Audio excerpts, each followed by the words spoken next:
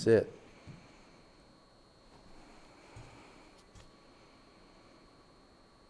Wow. 290 Sav, right down the middle. We got this gorgeous par 5. Look at those numbers. So these are basically your stock playing numbers, right? Mm-hmm. So we got a nice path. You're basically moving the swing toward those blue markers on the left. 101 club speed. But look at the angle of attack. Yeah, 7 degrees up, which is gorgeous. And look at that, nice contact in the center of the face. And the backspin is only 1,700 RPM. Now, what Savannah does to get that kind of distance out of 101 miles an hour is, a lot of people think it's quite shocking that you're able to hit it that far. Mm. But you're really maximizing everything you have in that little frame of yours. 125 pounds. And yeah, she works out and she takes good care of herself and she feeds herself well, but she's got a golf swing that's really honed beautifully. So one of the things that I want to talk to you guys about, if we look at the angle of attack. So Sav, face the camera and feel like you're going to deliver the tip of that tee toward the wall over there. You have a specific height that you want to hit it on? Yeah. So observe, you guys, the tilt that she has. From the back of her head to the tailbone, she's ready to catch that on the way up. So many of you, like I hear, yeah, I got 110 miles per hour club speed and I can't get it past 270. That's because you're hitting down on the ball or your angle of attack is really not optimized. So to get an optimized angle of attack, we need a very specific structure. So the tailbone goes from the bottom of your pelvis to the back of your head. So as a right-handed person, it would look like this. So I play the ball forward, I find my center and face my center, and from there, it feels like I'm going to catch that on the way up. So you notice my angle of attack? All of our angles of attack here are between 5 and 10 degrees up, depending on, I'm going to ride the wind a little bit more, or I'm going to cheat the wind a bit more. So when you get that beautiful upward angle of attack, then you get low spin. Look at the spin you have. And what's the loft that you have on your driver? 9 degrees. 9 degrees. 9 degrees. So on the way up with low loft, we get high launch, low spin, beautiful numbers, and that ball is just going to land and roll and go beautifully. So the rest of it is, how do you get that speed, right? 101 miles an hour is okay, but once we got you humming, it's about 108. Yeah. So we're on our way back to there. We took a little hiatus at the end of the year, and we're ramping back up now, and we'll get it back up there between 105 and 110 for the season. So the way we do that is we throw clubs, right? So when you're throwing the golf club, and one of the really cool tools that we have that Sav has enjoyed in the past. So if I put this at 90 miles an hour, right? Right now you're about 101. And listen to the very distinct click you have in there. You hear that? So notice, in order for her to get some G-force to get that sucker to snap, there's a little magnetic chamber there, and the magnet gets pulled out as it experiences G-forces. So what do you have it at now? That was just under 110. That was just under 110. Yeah, I'll bring it to 110, see if I can do it. See if you can light it up? All right.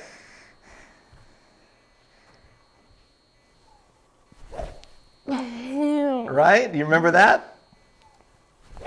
There it is.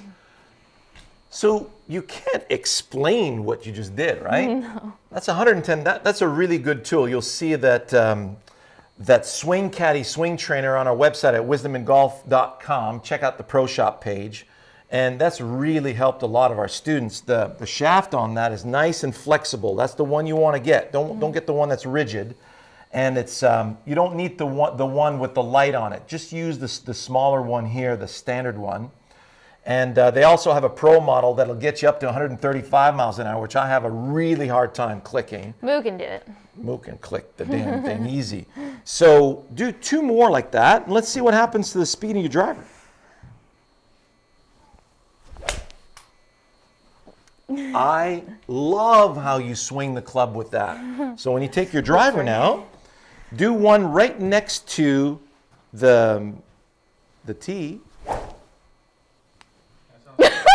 That was fast. Did you hear that? Okay, so let's see what we got now. Low strain, low strain.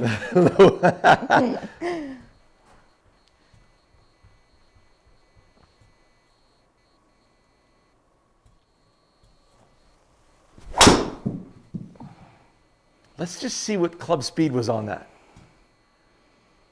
Oh, a couple extra yards with the cart path. That doesn't hurt. Keep going. Oh, look at this, Sav. 320, let's go. Awesome. 102.6. So we can see what was missing there. And basically, this is a good synopsis of when you go out and play competitively, right? When you go out and play competitively, you get a little bit more careful. And when you get a little more careful, you really don't get that kind of use out of your body, right? Mm-hmm. And you notice when you're using this, and this is why I think you need to do this every time you come out, mm-hmm. as your speed training, so that you get a sense of, okay, this, and then you feel your brain is going to put the ball in the way of that feel. Yeah. That's all it is. Mm-hmm. And then, so that's what's going to get you back to that 108 to, I would say, I'm thinking, just the way you're using your legs right there, I'm thinking we're going to get to 110 easy. Okay, let's try. Okay. So do a practice swing next to it. Was that you clicking? That was. That was you clicking, right? Okay.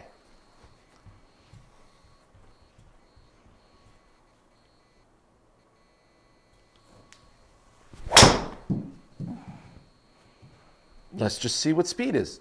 Don't care about where the ball goes. Oh, I do. Not at the moment. Not at the moment. Let's just see if we can get that club speed. It's not going up. I don't get it. That's because you're being careful about where the ball's going.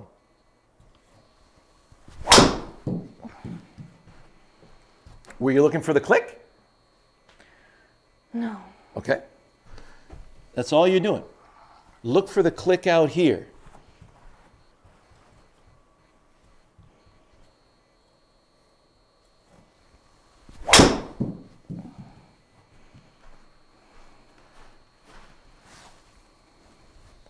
I'm just ecstatic because this is what's going to do it. I mean, it's plain as day when you see your swing, right? That's 103. It is plain as day. So, one beside. No, I need to get the ball involved now. Because I'm having a hard time getting through with the ball.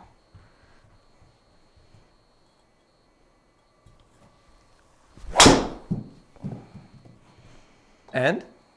Better.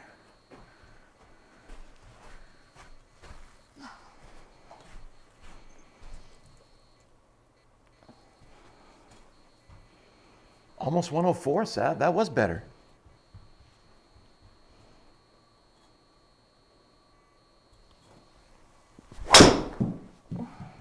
Were you looking for the click? Yeah. Good, good, good. Excellent. See how you're looking for a feel. Ooh, wait a second. 103, almost 104 again. Right in the center of the face, too. That was 104. Go click it.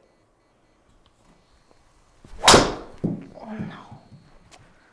So, did you click it with your legs? Or, I don't want you to think about your legs, but did you feel the same level of click? 104. 104.2, good.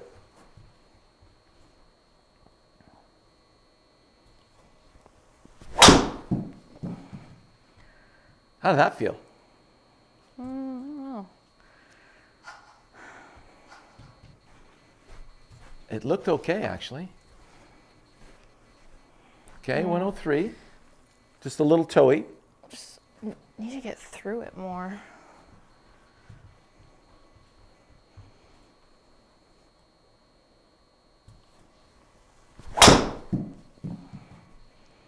And That was better. wow. If that's not over 104, I'd be so mad. 105. Yeah. So, listen, literally, she was like 97 to 100. Yeah. We got 5 miles an hour Yeah. just by getting back in touch with this. That's how good this thing is. Okay, so if you want a Christmas present, give them a gift certificate for that while you're waiting for it to be shipped. This is really it's worth its weight in gold. Yeah. But you can also see that just because you have a higher club head speed doesn't necessarily mean you're going to hit it far. And that's what I get all the time on my Instagram. Like there was one guy who commented, it was really funny. He goes, "That's funny. She can, the GC Quad says that she hits her driver further than me." And I should have been like, how embarrassing for you. Well, you know, it's not to that point, but if you look at a lot of our students that come in here, this machine really, really is spot on with the distance. Because I see my students and I've played with them on the golf course. I know what their distances are.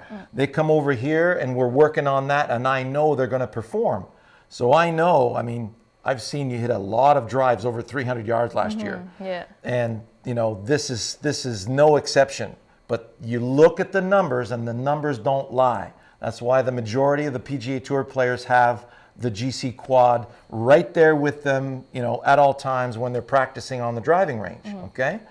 So we hope you enjoyed, you know, this little excerpt. So take a look at our driver videos. There's one beautiful video we have. It's called Driver Speed and Smash.